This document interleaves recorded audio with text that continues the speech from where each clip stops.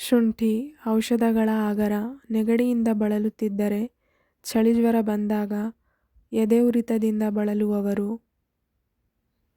ನೆಗಡಿಯಿಂದ ಬಳಲುತ್ತಿದ್ದವರಿಗೆ ಶುಂಠಿ ರಸ, ಕಲ್ಲು ಸಕ್ಕರೆ ಇಲ್ಲವೇ ಉಪ್ಪು ಬಿಸಿನೀರಿನಲ್ಲಿ ಸೇರಿಸಿಕೊಂಡು ಕುಡಿದಲ್ಲಿ ನೆಗಡಿಯಿಂದ ಉಪಶಮನ ದೊರೆಯುತ್ತದೆ.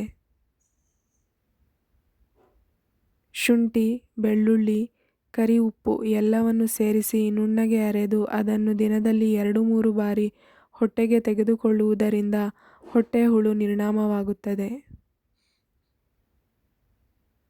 ಶುಂಠಿಯನ್ನು ಜಜ್ಜಿ ಅದಕ್ಕೆ 10 ಹನಿ ಲಿಂಬೆ ರಸ ಹಾಗೂ ಚಿಟಿಕೆ ಸೈಂಧವ ಲವಣ ಸೇರಿಸಿ ಚಟ್ನಿಯನ್ನು ತಯಾರಿಸಿ ತಿಂದ ಮೇಲೆ ನೀರು ಕುಡಿದಲ್ಲಿ ಅಜೀರ್ಣದಿಂದ ಬಳಲುವವರಿಗೆ ಪರಿಣಾಮಕಾರಿಯಾಗಿರುತ್ತದೆ. ಚಳಿಜ್ವರ ಬಂದಾಗ ತುಳಸಿಯ ಎಲೆ ಹಾಗೂ ಶುಂಠಿ ಕೂಡಿಸಿ ಕಷಾಯ ಮಾಡಿ ಚಪ್ಪರಿಸಿ ಕುಡಿಯುವುದರಿಂದ ಚಳಿಜ್ವರ ದೂರವಾಗುತ್ತದೆ.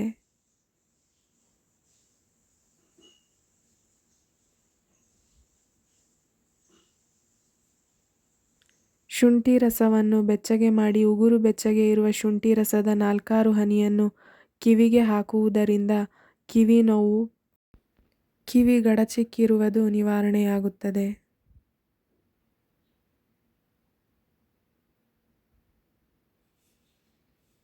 ಎದೆ ಉರಿತದಿಂದ ಬಳಲುವವರು ಒಣಶುಂಠಿಯನ್ನು ಹಾಗೂ ಧನಿಯಾ ಅಂದರೆ ಕೊತ್ತಂಬರಿಯನ್ನು ಸಮ ಪ್ರಮಾಣದಲ್ಲಿ ಸೇರಿಸಿ ಚೂರ್ಣ ತಯಾರಿಸಿ 10 ಗ್ರಾಂ ಚೂರ್ಣ 1 ಲೋಟ ನೀರಿನಲ್ಲಿ ಕೂಡಿಸಿ ಕಷಾಯ ತಯಾರಿಸಿ ಕಷಾಯವು 1/3 ಆದಾಗ ಅದನ್ನು ಸೋಸಿಕೊಂಡು ಅದಕ್ಕೆ ಜೇನುತುಪ್ಪ ಸೇರಿಸಿ ಸವಿಯಿರಿ.